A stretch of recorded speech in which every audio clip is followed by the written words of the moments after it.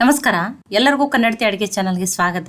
ದಿನಾಲು ಉಪ್ಪಿಟ್ಟು, ಅವಲಕ್ಕಿ, ಇಡ್ಲಿ, ದೋಸೆ ತಿಂದು ಬೇಜಾರಾಗಿತ್ತಂದ್ರೆ ಈ ರೆಸಿಪಿಯನ್ನು ಖಂಡಿತನೂ ಟ್ರೈ ಮಾಡಿ ನೋಡ್ರಿ.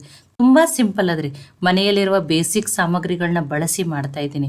ಟೇಸ್ಟ್ ಅಂತೂ ಅದ್ಭುತ. ಮತ್ತು ಕಡಿಮೆ ಎಣ್ಣೆ, ಒಂದು 2 ಸ್ಪೂನ್ ಎಣ್ಣೆಯಲ್ಲೇ ಮಾಡ್ತಾ ಇದ್ದೀನಿ. ಮತ್ತು ಇದಕ್ಕೆ ತುಂಬ ಟೈಮ್ ಬೇಕು ಅಂತೇನಿಲ್ಲ. ಬೆಳಿಗ್ಗೆ ಗಡಿಬಿಡಿಯಲ್ಲಿ ಇವತ್ತು ನಮಗೆ ಟೈಮ್ ಇಲ್ಲ ಅನ್ನೋರು ಬೇಗನೆ ಮಾಡ್ಕೋಬೋದು. ಹಂಗಿತ್ತಂದ್ರೆ ಇದನ್ನ ಹೆಂಗೆ ಮಾಡೋದು ಅಂತ ಹೇಳಿ ನೋಡ್ಕೊಂಬರೋಣ ಬರ್ರಿ. ಈಗ ಪ್ಯಾನ್ಗೆ ನಾನಿಲ್ಲಿ 1 ಸ್ಪೂನ್ ಆಗಷ್ಟು ಎಣ್ಣೆನ ಹಾಕಿನ್ರಿ. ಎಣ್ಣೆ ಕಾಯ್ದ ಮೇಲೆ ಒಂದು ಅರ್ಧ ಸ್ಪೂನ್ ಆಗಷ್ಟೇ ಸೊಂಪು ಹಾಕ್ರಿ. ಫ್ಲೇವರ್ ತುಂಬಾ ಚೆನ್ನಾಗಿ ಬರ್ತದೆ. ಅರ್ಧ ಸ್ಪೂನ್ ಆಗಷ್ಟೇ ಜೀರಿಗೆ, ಒಂದು ಅರ್ಧ ಸ್ಪೂನ್ ಆಗಷ್ಟೇ ಹವೀಜ್ ಅಥವಾ ಧನಿಯಾನ ಕುಟ್ಟಿ ಹಾಕ್ತಾ ಇದ್ದೀನಿ ರೀ. ಕುಟ್ಟಿ ಹಾಕೋದ್ರಿಂದ ತುಂಬಾ ಫ್ಲೇವರ್ ಚೆನ್ನಾಗಿ ಬರ್ತದೆ. ಈ ಮೂರನ್ನು ಎಣ್ಣೆಯಲ್ಲಿ ಫ್ರೈ ಮಾಡಿಬಿಟ್ಟು ತಗೋತೀನಿ ನೋಡ್ರಿ. ನೋಡಿ, ಈಗ ಜೀರಿಗೆ ಸೊಂಪು ಎಲ್ಲ ಫ್ರೈ ಆಗಿದೆ. ಈಗ ಉಳಿದಿರುವ ಮಸಾಲೆಗಳನ್ನ ಹಾಕ್ತೀನಿ. 1/4 ಟೀ ಸ್ಪೂನ್ ಆಗಷ್ಟೇ ಅರಿಶಿನ ಹಾಕ್ತಾ ಇದ್ದೀನಿ. ಅರ್ಧ ಸ್ಪೂನ್ ಆಗಷ್ಟೇ ರೆಡ್ ಚಿಲ್ಲಿ ಪೌಡರ್. ಲೋ ಫ್ಲೇಮ್ದಲ್ಲಿ ಹಾಕ್ರಿ, ಇಲ್ಲಾಂದ್ರೆ ಬೇಗನೆ ಸೀದೋಗ್ತಾ. 1 ಮೆಣಸಿನ್ಕಾಯಿನ ಸಣ್ಣದಾಗಿ ಕಟ್ ಮಾಡಿ ಹಾಕ್ತಾ ಇದ್ದೀನಿ. ಅರ್ಧ ಸ್ಪೂನ್ ಆಗಷ್ಟೇ ಆಮ್ಚೂರ್ ಪೌಡರ್ನ ಹಾಕ್ತಾ ಇದ್ದೀನಿ. ಮೀಡಿಯಮ್ ಅಥವಾ ಹೈ ಫ್ಲೇಮ್ದಲ್ಲಿ ಇಡಬೇಡ್ರಿ. ರೆಡ್ ಚಿಲ್ಲಿ ಪೌಡರ್, ಅರಿಶಿಣ ಎಲ್ಲ ಸೀದೋಗ್ಬಿಡ್ತದೆ.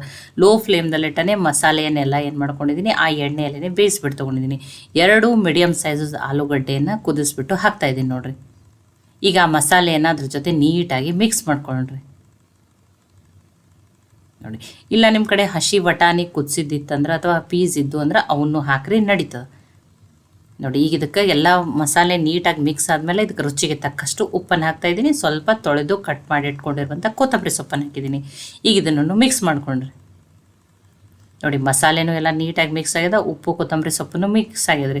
ಈಗ ನಾನು ಗ್ಯಾಸನ್ನು ಆಫ್ ಮಾಡಿದ್ದೀನಿ. ಈಗ ಇದು ಕರೆಕ್ಟಾಗಿ ರೆಡಿ ಆಗಿದ್ರೆ ನಾನು ಇದನ್ನು ಏನು ಮಾಡ್ತಿದ್ದೀನಿ, ಬೇರೆ ಪ್ಲೇಟಿಗೆ ಹಾಕೋತೀನಿ. ನೋಡಿ, ಇದನ್ನು ನಾನು ಕತಕ ಸೈಡಿಗೆ ಇಡ್ತೀನಿ ರೀ. ಇದೇನಾಗಲಿ ರೀ, ಕಂಪ್ಲೀಟಾಗಿ ಆರಲಿ ರೀ. ಆರಿದ್ಮೇಲೆ ನಾನು ಇದನ್ನು ಯೂಸ್ ಮಾಡ್ತೀನಿ. ನೋಡಿ, ಈಗ ಇದನ್ನು ಸೈಡಿಗೆ ಇಡ್ತೀನಿ. ಈ ಮಿಕ್ಸಿ ಜಾರಿಗೆ ನಾನಿಲ್ಲಿ 1 ಬಟ್ಲಾಗಷ್ಟೇ ಸಣ್ಣ ರವೆ, ಉಪ್ಪಿಟ್ಟು ರವೆ, ಏನು ಬಾಂಬೆ ರವೆ ಅಂತ ಕರಿತೀವಲ್ಲ ಅದನ್ನು ತೊಗೊಂಡಿದ್ದೀನಿ. ನಾನು ಒಂದು 4 ಸ್ಪೂನ್ ಆಗಷ್ಟೇ ಮೊಸರನ್ನು ಹಾಕ್ತಾಯಿದ್ದೀನಿ. ನಿಮ್ಮ ಕಡೆ ಮೊಸರು ಇಲ್ಲ ಅಂದವರು 1 ಸ್ಪೂನ್ ಆಗಷ್ಟೇ ನಿಂಬೆ ರಸನ್ನಾದ್ರೂ ಹಾಕೋಬೋದು, ನಡೀತದೆ ನೋಡಿರಿ. ಮೊಸರು ಹುಳಿ ಸಪ್ಪಗೆ ಯಾವುದಾದ್ರೂ ನಡೀತದೆ ರೀ. ಇನ್ನೊಂದು 5-6 ಸ್ಪೂನ್ ಆಗಷ್ಟೇ ನೀರನ್ನು ಹಾಕ್ಕೊಂಡ್ಬಿಟ್ಟು ರುಚಿಗೆ ತಕ್ಕಷ್ಟು ಉಪ್ಪನ್ನು ಹಾಕ್ತೀನಿ ರೀ. ಈಗ ಇದನ್ನು ರುಬ್ಕೊಂಡು ತೊಗೋತೀನಿ ರೀ. ನೋಡಿ, ಅದೇನು ಎಷ್ಟು ಅರ್ದ್ರೂ ಏನು ಸಣ್ಣ ಆಗೋದಿಲ್ಲ. ಜಸ್ಟ್ ಅದು ಮಿಕ್ಸ್ ಆಗಿ ನೋಡಿ, ತುಂಬ ತೆಳುವೂ ಇರಬಾರ್ದು, ತುಂಬ ಗಟ್ಟಿನೂ ಇರಬಾರ್ದು. ಆ ರೀತಿ ನೀರನ್ನು ಹಾಕ್ಕೊಂಡ್ಬಿಟ್ಟು ಇದನ್ನು ಏನು ಮಾಡ್ಕೋತೀನಿ, ಗ್ರೈಂಡ್ ಮಾಡಿಬಿಟ್ಟು ತೊಗೋತೀನಿ ನೋಡಿರಿ. ನೋಡಿ, ಈಗ ಇದನ್ನು ಏನು ಮಾಡೋಣ ರೀ, ಬೇರೆ ಪಾತ್ರೆಗೆ ಹಾಕ್ಕೋತೀನಿ ರೀ ನಾನು.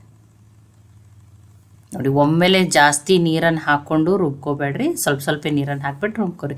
ಇನ್ನೊಂದು ಸ್ವಲ್ಪ ಇದಕ್ಕೆ ಕೊತ್ತಂಬರಿ ಸೊಪ್ಪನ್ನು ಹಾಕ್ತಾಯಿದ್ದೀನಿ. ಒಂದು ಚಿಟಿಕೆ ರೀ, 2 ಬೆರಳಿ ಎಷ್ಟು ಬರ್ತದೆ ಅಷ್ಟೇ ಸೋಡಾನ ಹಾಕ್ತಾಯಿದ್ದೀನಿ. ನೋಡಿ, ಈಗ ಇದನ್ನು ಮಿಕ್ಸ್ ಮಾಡ್ಕೋತೀನಿ ನೋಡಿರಿ. ನೋಡಿ, ನೀಟಾಗಿ ನೋಡಿ, ಇದೇ ರೀತಿನೇ ಇರ್ಬೇಕು ರೀ. ತುಂಬ ತೆಳುವೂ ಹೋಗ್ಬೇಡ್ರಿ, ಈ ರೀತಿ ಇರ್ಬೇಕು ನೋಡಿರಿ. ಈಗ ಇದನ್ನು ಏನು ಮಾಡ್ತೀನಿ ರೀ, ಇದನ್ನು ಅನ್ಕತಕ ಸೈಡಿಗೆ ಇಡ್ತೀನಿ. ಇದನ್ನು ನಾನು ಆಮೇಲೆ ಯೂಸ್ ಮಾಡ್ತೀನಿ. ಈಗ ಇದೆಲ್ಲ ಏನಾಗಿದೆ ರೀ, ಆಲೂಗಡ್ಡೆ ಮಸಾಲೆ ಎಲ್ಲ ಏನಾಗೈತಿ ಆ ರೀತಿ ಈಗ ಚಿಕ್ಕ ಉಂಡೆ ಥರ ಮಾಡಿಕೊಂಡು ಸಣ್ಣ ಕಟ್ಲೆಟ್ಸ್ ಅಷ್ಟೇ ಮಾಡ್ಕೋತೀನಿ ನೋಡಿರಿ. ಒಂದು 3 ರೆಡಿ ಮಾಡ್ಕೋತೀನಿ ನೋಡಿರಿ. ನೋಡಿ, ನೀವು ಆಲೂಗಡ್ಡೆ ಸ್ಟಫಿಂಗ್ ಬೇಡ ಅಂದರೆ ಮಿಕ್ಸ್ ವೆಜಿಟೇಬಲ್ದು ಸ್ಟಫಿಂಗನ್ನು ಮಾಡ್ಕೋಬೋದು. ಅದಕ್ಕೆ ನೀವು ಬೈಂಡಿಂಗ್ ಸಲುವಾಗಿ ಹುರಿದಿರುವ ಕಡಲೆಬೇಳೆ ಹಿಟ್ಟನ್ನು ಹಾಕ್ರಿ. ಈ ರೀತಿ ನೀಟಾಗಿ ಬೈಂಡ್ ಆಗ್ತದೆ ರೀ. ಇಲ್ಲ ನಮಗೆ ಆಲೂಗಡ್ಡೆ ಬೇಡ ಅನ್ನೋರು ನೀವು ಆ ರೀತಿಯೂ ಕ್ಯಾಬೇಜ್ ಅದೆಲ್ಲ ಹಾಕ್ಕೊಂಡು ಬೀನ್ಸ್ ಹಾಕ್ಕೊಂಡು ಮಿಕ್ಸ್ ವೆಜಿಟೇಬಲ್ ಸ್ಟಫಿಂಗನ್ನಾದ್ರೂ ಮಾಡ್ಕೊಬೋದು. ನೋಡು, 3 ರೆಡಿ ಮಾಡ್ಕೊಂಡಿದ್ದೀನಿ. ನಾನು 3 ಬಟ್ಲನ್ನು ತೊಗೊಂಡಿದ್ದೀನಿ ನೋಡಿರಿ, ಒಂದೇ ರೀತಿ ಇರೋದು. ನೀವು ಇಡ್ಲಿ ಪ್ಲೇಟ್ನಲ್ಲಿನೂ ಮಾಡ್ಕೋಬೋದು. ನಾನು ಏನು ಮಾಡ್ತಾಯಿದ್ದೀನಿ, ಬಟ್ಲಲ್ಲಿ ಮಾಡ್ತಾಯಿದ್ದೀನಿ. ಅದಕ್ಕೆ ಇದಕ್ಕೊಂದು ಸ್ವಲ್ಪ ಏನು ನೋಡಿರಿ, ಎಲ್ಲಕ್ಕೊಂದು ಚೂರಾಗಿ ಎಣ್ಣೆಯನ್ನು ಹಚ್ಚೋದು ನೋಡಿರಿ. ನೋಡಿ, ಎಣ್ಣೆನ ಹಚ್ಚಿದ್ದೀನಿ. ಈಗ ರವೆಯನ್ನು ಏನು ಮೊಸರಾಕಿ ರುಬ್ಕೊಂಡಿದ್ದಾರಲ್ರಿ ಅದನ್ನು ಹಾಕ್ತಾಯಿದ್ದೀನಿ ನೋಡಿ. ನೋಡಿ, ಅರ್ಧ ಬಟ್ಲಕ್ಕಿಂತ ಕಡಿಮೆ ಆಗಷ್ಟು 1 ಸ್ಪೂನ್ ಆಗಷ್ಟೇ ಹಾಕಿದ್ದೀನಿ ನೋಡಿ. ನೋಡಿ, ಇದೇ ರೀತಿಯೇ ಮಾಡ್ಕೋಬೇಕಂತೇನಿಲ್ಲ. ಇಡ್ಲಿ ಪ್ಲೇಟ್ನಲ್ಲೇನೋ ಹಾಕ್ಕೊಂಡು ನೀವು ಮಾಡ್ಕೋಬೋದು. ನಾನು ಈ ರೀತಿ ಮಾಡ್ತಾಯಿದ್ದೀನಿ ನೋಡಿರಿ. ಈಗ ಇದಕ್ಕೆ ನೋಡಿರಿ, ಆ ಆಲೂಗಡ್ಡೆ ಸ್ಟಫಿಂಗ್ದೇನೆ ಅದನ್ನು ಮುಚ್ಚುವಷ್ಟು ಅಷ್ಟೇ ಇನ್ನೊಂದು ಸ್ವಲ್ಪ ಹಿಟ್ಟನ್ನು ಹಾಕ್ತೀನಿ ನೋಡಿರಿ. ನೋಡಿ, ಇದನ್ನು ಸ್ಟೀಮ್ ಮಾಡೋಕ್ಕೆ ಇನ್ನೊಂದು ಸ್ವಲ್ಪ ಗಾರ್ನಿಷ್ ಸಲುವಾಗಿ ನಾನು ಕೊತ್ತಂಬರಿ ಸೊಪ್ಪನ್ನು ಹಾಕಿದ್ದೀನಿ. ಇದನ್ನು ಸ್ಟೀಮ್ ಮಾಡೋಕ್ಕೆ ಕಡಾಯಲ್ಲಿ ನೀರನ್ನು ಹಾಕಿಬಿಟ್ಟು ಚಾಣಿಯನ್ನು ಇಟ್ಟಿದ್ದೀನಿ. ನೀವು ಇದರೊಳಗೇ ಮಾಡ್ಕೋಬೇಕಂತೇನಿಲ್ಲ. ಆ ಡೋಕ್ಲಾ ಪ್ಲೇಟ್ ಇರ್ತದಲ್ಲ ಅದ್ರ ಮೇಲೆ ಇಟ್ಕೊಂಡು ಏನು ಮಾಡ್ಕೋಬೋದು, ಇದನ್ನು ಸ್ಟೀಮ್ ಮಾಡ್ಕೋಬೋದು ನೋಡಿರಿ. ನೋಡಿ, ಇದನ್ನು ಮುಚ್ಚಿ ಮೀಡಿಯಮ್ ಫ್ಲೇಮ್ದಲ್ಲಿ ಇಟ್ಟನೆ 8 ನಿಮಿಷ ಆಗಷ್ಟು ಸ್ಟೀಮ್ ಮಾಡ್ಕೊಂಡು ತೊಗೊಂಡು ನೋಡಿರಿ. ಈಗ 8 ನಿಮಿಷ ಆಗಿದ್ರೆ ನಾನು ಗ್ಯಾಸನ್ನು ಆಫ್ ಮಾಡಿದ್ದೀನಿ ನೋಡಿರಿ. ಎಲ್ಲನೂ ಚೆನ್ನಾಗಿ ಏನಾಗಿದ್ರಿ, ಸ್ಟೀಮ್ ಆಗಿದ್ರಿ. ಯಾವುದೇ ರೀತಿನ ಹಿಟ್ಟು ಎಲ್ಲಿಯೂ ಹಸಿ ಉಳಿದಿಲ್ಲ ನೋಡಿರಿ. ಈಗ ಇದನ್ನು ಬೇರೆ ಪ್ಲೇಟಿಗೆ ಹಾಕ್ಕೊಂಡಿದ್ದೀನಿ. ಒಂದು ಸ್ವಲ್ಪ ಹೊತ್ತು ಆರಲಿ ರೀ. ಆರಿದ್ಮೇಲೆ ನಾನು ನಿಮಗೆ ತೆಗೆದುಬಿಟ್ಟು ತೋರಿಸ್ತೀನಿ. ಎಣ್ಣೆ ಹಚ್ಚಿರ್ತೀವಲ್ಲ, ಏನು ಅಂಟೋದಿಲ್ಲ, ಚೆನ್ನಾಗಿಯೇ ಬರ್ತದೆ ನೋಡಿರಿ. ನೋಡಿ, ನಮಗೆ ಎಣ್ಣೆನೇ ಬೇಡ, ಅತಿ ಕಡಿಮೆ ಎಣ್ಣೆ ಅನ್ನೋರು ಇದನ್ನು ಬಿಸಿ ಬಿಸಿ ಹೀಗೇನೋ ತಿನ್ಬೋದು. ಅಥವಾ ಕಾಯಿ ಚಟ್ನಿ ಜೊತೆ, ಈರುಳ್ಳಿ ಟೊಮೆಟೊ ಚಟ್ನಿ ಜೊತೆ, ಸಾಂಬಾರು ಜೊತೆ, ಏನೂ ಇಲ್ಲಾಂದ್ರೆ ಸಾಸ್ ಜೊತೆನೂ ತಿನ್ಬೋದು ನೋಡಿರಿ. ಎಲ್ಲನೂ ತೆಗೆದುಬಿಟ್ಟು ತೋರಿಸ್ತೀನಿ ನೋಡಿರಿ. ನೋಡಿ ಎಷ್ಟು ಚೆನ್ನಾಗಿ, ಎಷ್ಟು ಪರ್ಫೆಕ್ಟಾಗಿ ಮತ್ತು ನೋಡಿರಿ ಎಷ್ಟು ಸಾಫ್ಟಾಗಿನೇ ಎಷ್ಟು ಚೆನ್ನಾಗಿ ಬಂದವು ನೋಡಿರಿ. ನೋಡಿರಿ ತುಂಬ ಸಿಂಪಲ್ ಅದ್ರಿ. ಬೆಳಗ್ಗೆ ಗಡಿಬಿಡಿಯಲ್ಲಿ ಏನೂ ಟೈಮ್ ಇಲ್ಲ ನಮಗೆ ಮಾಡ್ಕೋಬೇಕಂದ್ರೂ ನೀವು ಈ ರೀತಿ ಮಾಡ್ಕೋಬೋದು ನೋಡಿರಿ. ನೋಡಿ ಆಲೂಗಡ್ಡೆ ಸ್ಟಫಿಂಗ್ದಿಂದ ಟೇಸ್ಟ್ ತುಂಬಾ ಚೆನ್ನಾಗಿ ಬರ್ತದೆ. ನಮಗೆ ಎಣ್ಣೆ ಬೇಡ ಅಂದ್ರೆ ನೀವು ಇದೇ ರೀತಿಯೇ ತಿನ್ನಿರಿ. ನಾನು ಏನು ಮಾಡ್ತಾಯಿದ್ದೀನಿ, ಸ್ವಲ್ಪನೇ ಇನ್ನೊಂದು ಅರ್ಧ ಸ್ಪೂನಾಗಷ್ಟು ಎಣ್ಣೆ ಹಾಕ್ಕೊಂಡ್ಬಿಟ್ಟು ಸ್ವಲ್ಪ ಪ್ಯಾನಲ್ಲಿ ಬೇಯಿಸ್ಬಿಟ್ಟು ಕ್ರಿಸ್ಪಿ ಆಗೋವರೆಗೂ ಬೇಯಿಸ್ಬಿಟ್ಟು ತೊಗೋತೀನಿ ನೋಡಿರಿ. ನೋಡಿ ಅಲ್ಲಿ ಫಸ್ಟ್ ಆಲೂಗಡ್ಡೆಗೆ ಸ್ಟಫಿಂಗ್ ಮಾಡ್ಕೊಂಡ್ಬಂದು 1 ಸ್ಪೂನ್ ಹಾಕಿದ್ದೆ. ಇಲ್ಲೊಂದು ಅರ್ಧ ಸ್ಪೂನಾಗಷ್ಟು ಎಣ್ಣೆಯನ್ನು ಹಾಕಿದ್ದೀನಿ. ಒಂಚೂರು ಅರ್ಧ ಸ್ಪೂನಾಗಷ್ಟೇ ಆ ಬಟ್ಲಿಗೆಲ್ಲ ಹಚ್ಕೊಂಡಿರ್ಬೋದು ನೋಡಿ. ಎರಡು ಸ್ಪೂನ್ ಎಣ್ಣೆಯಲ್ಲಿ ರೆಡಿ ಆಗಿದೆ ನೋಡಿರಿ. ನೋಡಿ ಮೀಡಿಯಮ್ ಫ್ಲೇಮ್ದಲ್ಲಿಟ್ಟನೆ ಮೇಲೆ ಕೆಳಗಡೆ 2 ಲೇಯರ್ ಕ್ರಿಸ್ಪಿ. ನಿಮಗೆ ಕ್ರಿಸ್ಪಿ ಇಷ್ಟ ಅಂದ್ರೆ ನೀವು ಈ ರೀತಿ ಮಾಡ್ಕೊರಿ. ಇಲ್ಲ ಎಣ್ಣೆನೇ ಬೇಡ, ನಮಗೆ ಸ್ಟೀಮ್ಡ್ ಬಿಸಿ ಬಿಸಿ ಹಾಗೇ ತಿಂತೀವಂದ್ರೆ ನೀವು ಹಾಗೇನೂ ಏನು ಮಾಡ್ಬೋದು, ಚಟ್ನಿ ಜೊತೆ, ಕಾಯಿ ಚಟ್ನಿ ಜೊತೆ, ಸಾಂಬಾರು, ಈರುಳ್ಳಿ ಟೊಮೆಟೊ ಚಟ್ನಿ ಯಾವ್ದ್ರ ಜೊತೆ ಆದರೂ ನೀವು ಇದನ್ನು ಏನು ಮಾಡ್ಬೋದು, ಸರ್ವ್ ಮಾಡ್ಬೋದು ನೋಡಿರಿ. ನೋಡಿ ಎಷ್ಟು ಚೆನ್ನಾಗಿ ಬಂದಾವ ನೋಡಿರಿ. ನೋಡಿ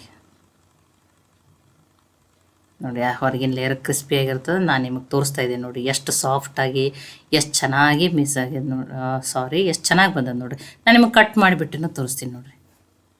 ನೋಡಿ ಇಲ್ಲಿ ಅದು ಕ್ಯಾಮ್ರಾದು ರೇಷೋ ಚೇಂಜ್ ಆಗಿದೆ, ಅದಕ್ಕೆ ಈ ರೀತಿ ಬಂದದ್ದು ನೋಡಿ. ನೋಡಿ ಆ ಸ್ಟಫಿಂಗ್ನು ಎಷ್ಟು ಚೆನ್ನಾಗಿ ಕಾಣತ್ತದ. ಇದನ್ನು ಏನೂ ಬೇಡ, ಚಟ್ನಿ ಸಾಂಬಾರು ಏನೂ ಬೇಡ, ಇದನ್ನು ಹಾಗೇ ತಿನ್ಬೋದು, ಅಷ್ಟು ಟೇಸ್ಟಿಯಾಗಿರ್ತದೆ ರೀ ಇದನ್ನು.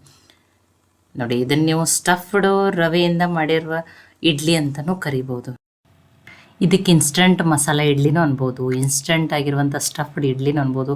ನೋಡಿರಿ ಎಷ್ಟು ಚೆನ್ನಾಗಿ ಬಂದಾವ, ಎಷ್ಟು ಕಲರ್ಫುಲ್ಲು. ನೋಡಿ ಈ ರೀತಿ ಮಾಡಿಕೊಟ್ರೆ ಮಕ್ಕಳಿಗೆ ಅಷ್ಟೇ ಅಲ್ಲ, ದೊಡ್ಡವ್ರು ಕೂಡ ತುಂಬಾ ಇಷ್ಟ ಆಗ್ತದೆ ರೀ. ನಾನು ಕಟ್ ಮಾಡಿಬಿಟ್ಟು ತೋರಿಸಿದ್ದೀನಿ ನೋಡಿರಿ ಎಷ್ಟು ಚೆನ್ನಾಗಿ ಬಂದದ. ಈ ಟೇಸ್ಟಿಯಾಗಿರುವಂಥ ಸ್ಟಫ್ಡ್ ಇಡ್ಲಿ ರೆಸಿಪಿ ನಿಮಗೆ ಇಷ್ಟ ಆಗಿತ್ತಂದ್ರೆ ಲೈಕ್ ಮಾಡಿ, ಶೇರ್ ಮಾಡಿ, ಕಮೆಂಟ್ ಮಾಡಿರಿ. ಖಂಡಿತನೂ ಟ್ರೈ ಮಾಡಿ ನನಗೆ ಹೆಂಗೆ ಬಂದಿತ್ತು ತಿಳಿಸ್ರಿ. ಮತ್ತು ಒಳ್ಳೆ ಹೊಸ ರೆಸಿಪಿಗಳಿಗಾಗಿ ಕನ್ನಡತಿ ಅಡುಗೆ ಚಾನಲನ್ನು ಸಬ್ಸ್ಕ್ರೈಬ್ ಮಾಡಿ, ಬೆಲ್ ಐಕಾನ್ ಪ್ರೆಸ್ ಮಾಡೋದನ್ನು ಮರಿಬೇಡ್ರಿ.